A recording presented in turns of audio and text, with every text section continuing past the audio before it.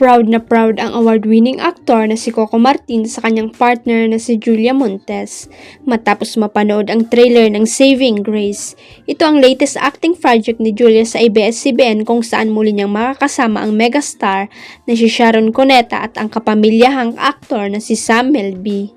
Ngayon pa lang ay excited ng lead star ng hit action series na FVJ's Batang Quiapo sa upcoming teleserye ni Julia, lalo nang mapanood daw niyang ilang eksena sa programa. Sobrang proud at ako din sobrang proud sa kanya kasi nakita ko na yung trailer ng Saving Grace. Grabe, sabi ko parang pelikula, galing ng mga director and actors ang payag ni Coco sa panayam ng ABS-CBN. Kasabay nito nagpasalamat din ang premiadong aktor kay Julia dahil sa pagmamahal at suportang ibinibigay nito sa kanya at sa lahat ng mga ginagawa niyang proyekto. Nakakatuwa kasi ramdam na ramdam ko yung pagmamahal niya sa akin sa lahat ng ginagawa ko, mapapelikula o soap opera at sa pagpuproduce ko sa adpa ng teleserye King. Usap-usapan ngayon sa social media ang latest photo ng dating engaged couple na sina Miss Universe 2018, Catriona Gray at kapamilyahang aktor na si Sam Melby. Nalungkot at naging emotional ang supporters ni Sam at Catriona nang makitang magkasama ang mag-ex sa loob ng eroplano pero magkahiwalay ng upuan. Nag-post ang Cornerstone Entertainment sa Instagram ng mga litrato kung saan makikita ang halos lahat ng kanilang talents, kabilang na nga sina Sam, Catriona, Piolo Pascual at John Prats.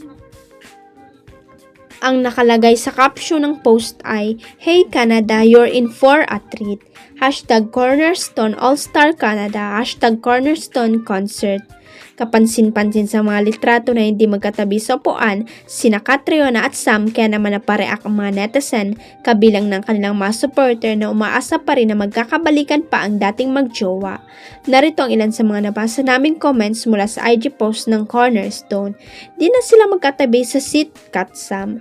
At least they're still friends, yan ang maganda sa mag-ex. Hindi yung nagsisiraan at naging magkaaway sa uli. Hehehe. Nakakasad lang, Kat Sam no more. Their US concert last year was a huge success with of course konting kilig from Kat Sam, broken heart emoji. Moving on, for sure my fellow Philcans will have a blast with the CS All-Star Concert and for some solos performance this time. All of a sudden, no more Kat Sam.